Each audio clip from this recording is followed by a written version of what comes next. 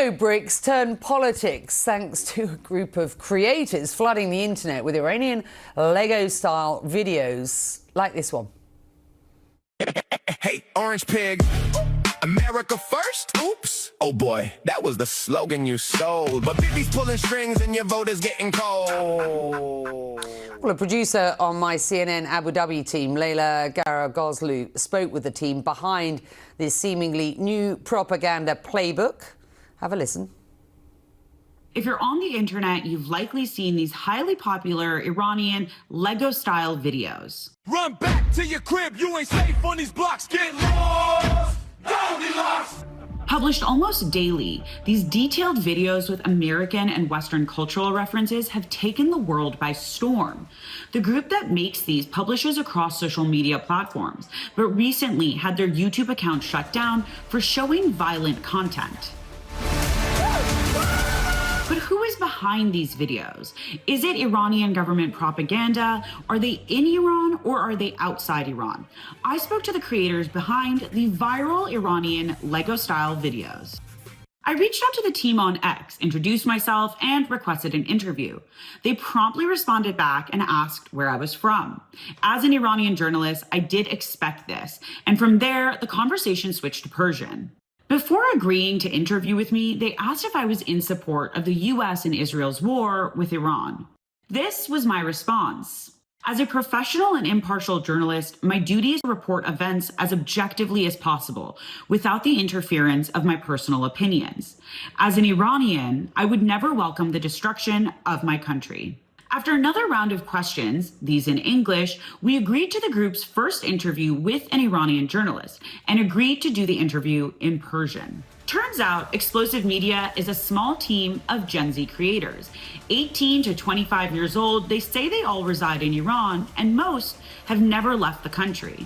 Their spokesperson, who requested anonymity, said the initial goal of these videos was to show the outside world what Iranians are like: educated, culturally relevant, and funny. We know that the West has a bad perception of us. They don't know us at all. We wanted to break down this wall of censorship. We wanted to say that we're funny, funnier than you even. We understand culture and the arts, and we are incredibly educated. We know and understand your American culture well. You don't unfortunately know as much about our culture. We hope that you learn more about ours.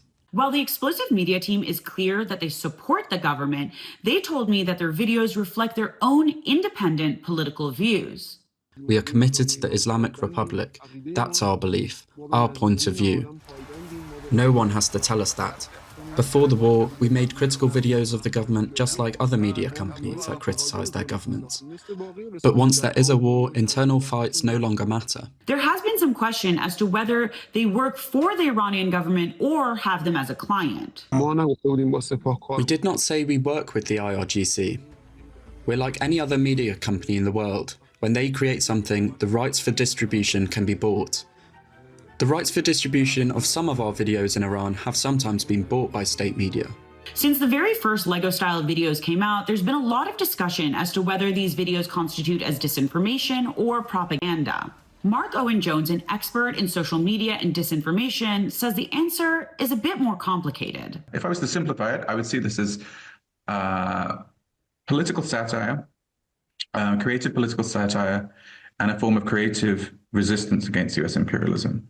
The fact that it's leveraged by the Iranian regime, of course, that's just what they're going to do if it's effective and successful. And I think to try and frame it as either pro or anti-government or government propaganda is a bit complicated. Whether satire or propaganda, these videos speak to a moment in social media and geopolitics, one that the Iranian government has adapted to.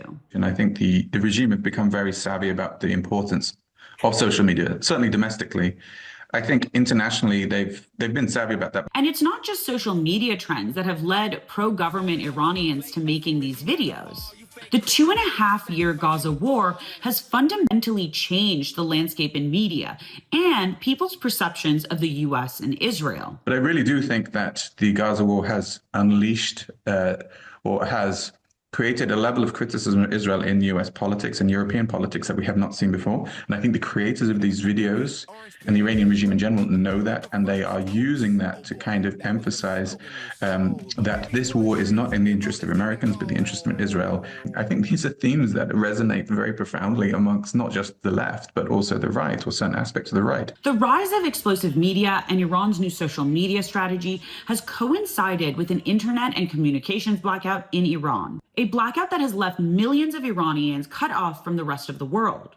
So how do these videos manage to make it out? Iran set up an internal internet system for local companies and banks. And for people who can afford it, they buy VPNs and even Starlink. But explosive media doesn't use any of those.